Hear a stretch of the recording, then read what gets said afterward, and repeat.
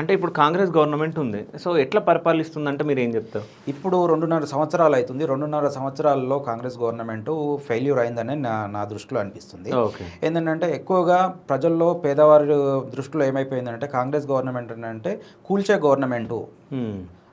అదేంది ఇళ్లను కూల్చే గవర్నమెంట్ అనే ఒక ప్రాస్పెక్టు పేదవారి బ్రెయిన్లలోకి వెళ్ళిపోయిందండి. ఓకే. వారు హామీలు 6 గ్యారంటీలు అని చెప్పినారు. ఆ 6 గ్యారంటీల్లో ఒకటి మహాలక్ష్మి పథకం మాత్రమే, ఫ్రీ బస్సు పథకం మాత్రమే ఒకటి అమలవుతున్నట్టుంది.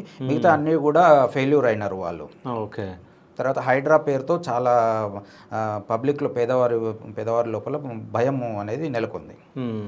ఇప్పుడు గాంధీ సరోవర్ అని చెప్పేసి మన బాపుగారి దగ్గర లంగర్ హౌస్ దగ్గర మనము గాంధీ స్టాచ్యూ ఏర్పాటు చేద్దామని చెప్పేసి ఒక ప్రపోజల్ ఉంది. దాదాపు 7,000 కోట్లు అనుకుంటా నాకు తెలిసి.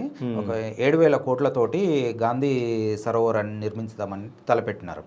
ఇప్పుడు నేను ఒక బేసిక్ క్వశ్చన్ ఏంటంటే, ఇప్పుడు global city Hyderabad GHMC limits అనేది ఒక గ్లోబల్ సిటీగా మనము అవతరించిన అని చెప్పేసి మనము అందరం అనుకుంటున్నాం. గ్లోబల్ సిటీలో ఒక ఫీమేల్కి ఒక వాష్రూమ్ పోవడానికి సరైన ఫెసిలిటీ లేదు. ఇది ఎక్కడ గ్లోబల్ సిటీ? మనం అందరం తలదించుకోవాల్సిన అవసరం ఉంది ఈ విషయంలో.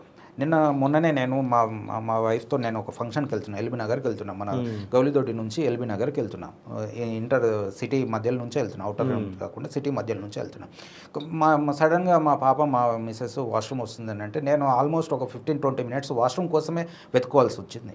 తర్వాత ఒక పెట్రోల్ బంక్లోకి వెళ్ళి పెట్రోల్ బంక్లో వాష్రూమ్ యూజ్ చేసుకోవాల్సిన అవసరం వచ్చింది. ఇట్లా చాలామంది, ఇప్పుడు నా మిసెస్కి ఒక ప్రాబ్లం అనేది నాకు అర్థమైంది. అట్లా ఎందరో మంది జిహెచ్ఎంసీలో ఉన్నటువంటి లిమిట్లో ఉన్నటువంటి ఆడవాళ్ళు ఎందరో చెల్లెళ్ళు, అక్కళ్ళు అందరూ కూడా, తల్లులు అందరూ కూడా చాలా ఇబ్బంది పడుతున్నారు దీని విషయంలో.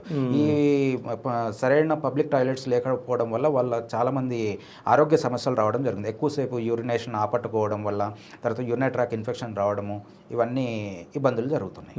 అంటే నిజంగా మీరు చెప్పింది కరెక్టే. అంటే పబ్లిక్ టాయిలెట్స్ అక్కడిక్కడ ఉన్నాయి కానీ వాటిని మెయింటైన్ చేయలేకపోతున్నారు ఈ జిహెచ్ఎంసీ వాళ్ళు కూడా. అంటే ఇప్పుడు 1,50,00,000 ఉన్నది పబ్లిక్ జిహెచ్ఎంసీ లిమిట్స్లో దాదాపు 1,50,00,000 జనాభా దాటింది. 2025 లెక్కల ప్రకారము 1,50,00,000 మంది జనాభా దాటింది. అయితే 1,50,00,000 మందికి ఎన్ని టాయిలెట్స్ ఉన్నాయి, ఎన్ని టాయిలెట్స్ జిహెచ్ఎంసీ వాళ్ళు ఇన్స్టాల్ చేసినారు, ఎన్ని టాయిలెట్స్ ఆపరేటింగ్లో ఉన్నాయి? అట్లీస్ట్ జిహెచ్ఎంసీకి ఆపరేట్ చేయడం చేత కాకపోతే సులభ్ కాంప్లెక్స్ లాంటి పబ్లిక్ ప్రైవేట్ పార్ట్నర్షిప్ లాగైనా టాయిలెట్స్ని ఏర్పాటు చేయాల్సిన అవసరం ఉంది.